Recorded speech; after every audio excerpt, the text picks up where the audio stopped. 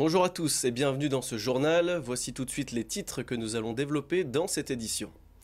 Le pic de chaleur qui sévit depuis quelques jours sur le Val d'Oise est particulièrement insoutenable pour les plus vulnérables. Nous irons à Saint-Ouen-l'Aumône où le service des affaires sociales vient en aide aux personnes âgées ou handicapées. Nous avons suivi Aurélien Taché lors de sa première journée à l'Assemblée. Le nouveau député de la 10e circonscription du Val d'Oise a pris ses fonctions avec enthousiasme et émotion. Vous découvrirez son planning chargé dans ce journal.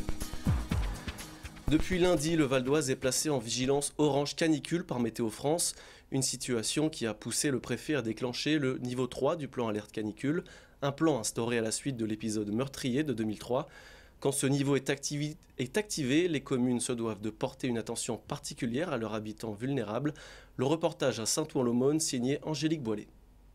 Oui, bonjour madame, c'est la mairie, c'est pour l'enquête canicule, pour savoir comment ça va. Comme à son habitude depuis le début de la semaine, Marie-Hélène multiplie les coups de téléphone.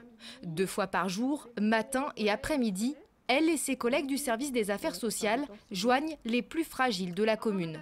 Les personnes âgées de plus de 65 ans et les personnes isolées ou handicapées.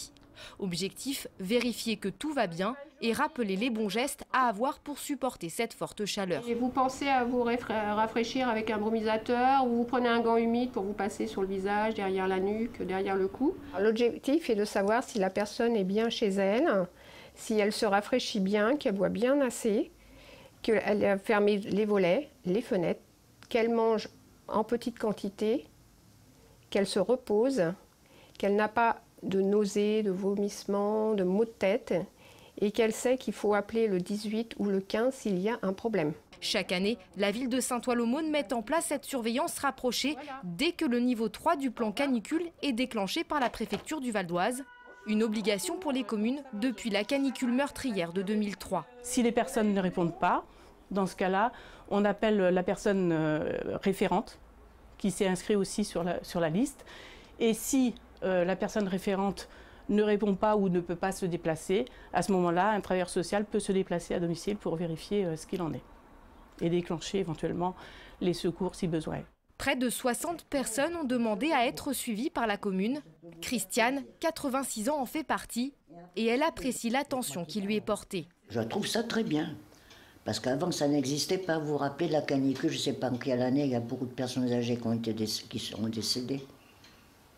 Ah oui, moi je trouve ça très bien. Parce qu'au moins, on s'occupe des personnes âgées.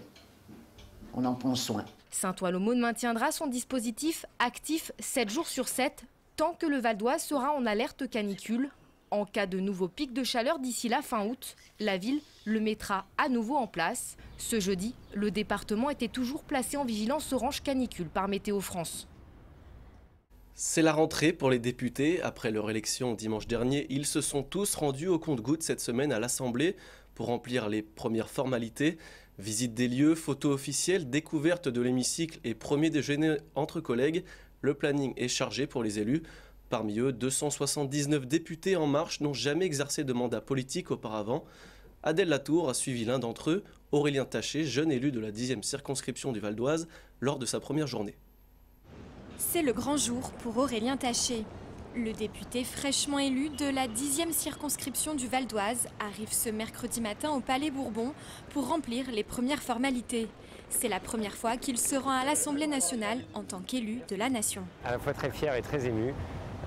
C'est une grande responsabilité que, voilà, de devoir voter et contribuer à l'élaboration des lois, que de contrôler l'action du gouvernement et évidemment de représenter l'ensemble des Français, en particulier les électeurs de la 10e circonscription du Val d'Oise qui m'ont fait confiance. À l'intérieur, c'est tout un parcours qui attend Aurélien Taché. Le député sillonne le Palais Bourbon, visite des lieux, signature des documents officiels. Le député a également reçu les accessoires propres à sa nouvelle fonction, l'écharpe.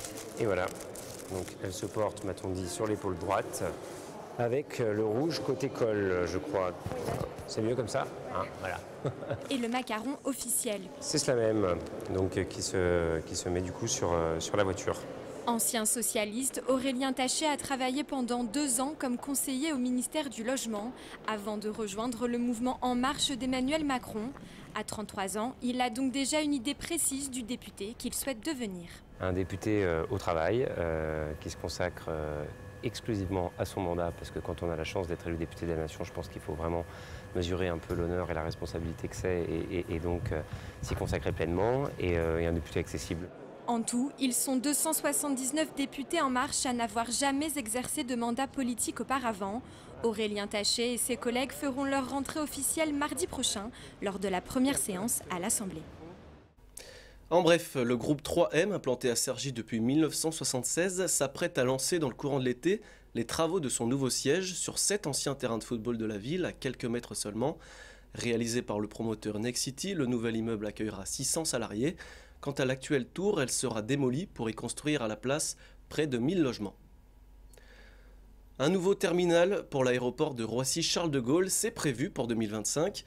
La hausse du trafic aérien a poussé le groupe ADP à lancer un concours international Play Your Airport. Ainsi, des écoles, des start-up ou même des particuliers peuvent proposer leurs idées pour la construction du nouveau Terminal 4. À terme, il pourra accueillir 30 millions de personnes, soit à lui seul la capacité de l'aéroport d'Orly.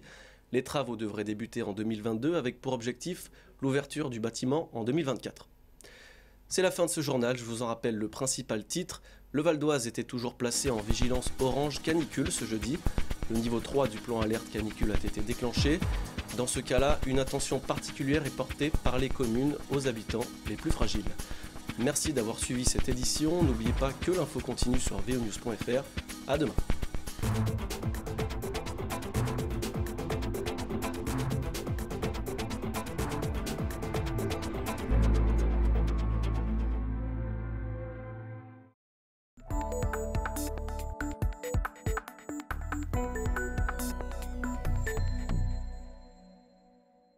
Amoureux de la petite balle blanche, préparez vos clubs et vos chaussures.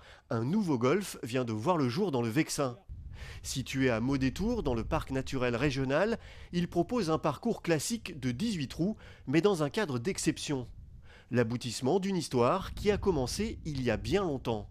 L'histoire de la construction de ce golf a été relativement difficile. La propriétaire donc de ce golf, Madame Truffaut, a suivi un véritable parcours du combattant pendant près de 27 ans. Et voir ce golf ouvrir aujourd'hui, c'est incontestablement un véritable événement et un aboutissement particulièrement heureux pour Madame Truffaut. Dessiné par l'architecte Robert Berthet, créateur d'une 50aine de golfs, ce parcours de 75 hectares respecte avant tout de nombreuses contraintes environnementales. Les pierres du parcours proviennent du creusement de la retenue d'eau. Ce mini-barrage assure de manière autonome l'arrosage de certaines parties du golfe. Toujours dans cet esprit d'équilibre biologique, le parcours n'a pas de bunker de sable. C'est une volonté délibérée de l'architecte Robert Berthet. J'y verrai 2 avantages. Un avantage en termes de l'entretien du parcours, car bien sur un golf, on va dire, avec des bunkers en sable, vous pouvez compter une bonne 50aine de bunkers, donc ça demande de l'entretien. Et puis, le deuxième avantage que j'y vois, et on revient à l'écologie, eh bien voilà, nos bunkers sont en herbe, ils sont naturels.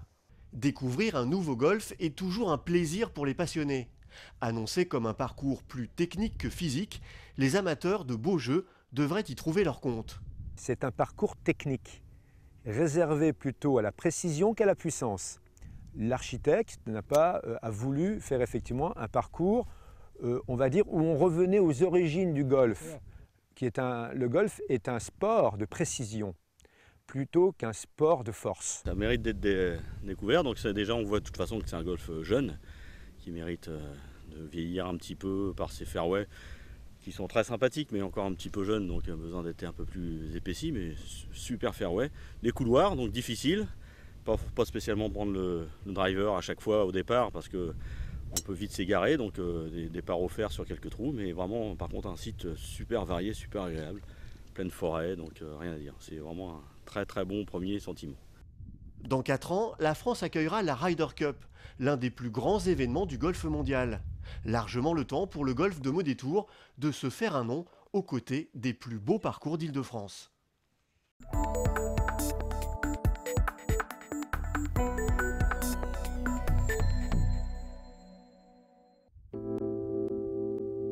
Ça ressemble à un avion et pourtant ce n'en est pas un. Officiellement, c'est un ULM, un ultra léger motorisé. Cette nouvelle classe d'engins volants regroupe plusieurs types d'aéronefs qui vont du paramoteur au dirigeable en passant par ces modèles, les multi-axes. Un ULM en fait c'est un avion qui est un petit peu plus léger, on est au maximum à 472,5 kg quand on a un parachute de secours, ce qui est le cas pour cet appareil-là.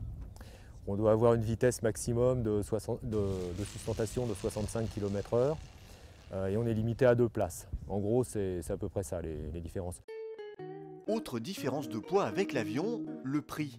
Un ULM d'occasion en bon état coûte entre 9 et 10 000 €, un appareil neuf bien plus cher. Un ULM comme celui-là, par exemple, le prix d'achat c'est à peu près 55 000 € avec différentes options. Alors qu'un avion à 55 000 €, moi j'en connais pas. Ensuite, l'heure de vol elle est moins chère en ULM, parce que déjà on consomme beaucoup moins, on consomme 15 litres à l'heure avec des appareils comme ça. En avion, c'est plutôt aux alentours de entre 20 et 30 litres sans problème, quoi. Des appareils équivalents, à performance à peu près équivalente, quoi. Pierre-Jean Ottonelli est pilote d'ULM et formateur. Il emmène ses élèves au-dessus de l'un des plus beaux paysages de l'Île-de-France, le Vexin français. Sous ses ailes, la Seine, le château de La Roche-Guyon ou les jardins de Villarceau. Pour Pierre-Jean, voler est avant tout un plaisir. Le plaisir c'est voler, c'est piloter, pouvoir se déplacer sans risquer d'être pris par un radar, par exemple. Non, honnêtement c'est vraiment une impression de liberté. Ouais. Je crois que c'est ça en premier. On est vraiment libre. On voit les choses de haut, sans se prendre comme on se figurait. Cette liberté a un coût, 75 € pour un baptême de l'air. Quant au brevet de pilote ULM, il s'obtient après plus d'une vingtaine d'heures de vol et vous coûtera dans les 2 000 €. Un prix raisonnable pour les élèves de Pierre-Jean Ottonelli qui viennent avant tout vivre leur rêve de voler. Et un rêve, ça n'a pas de prix.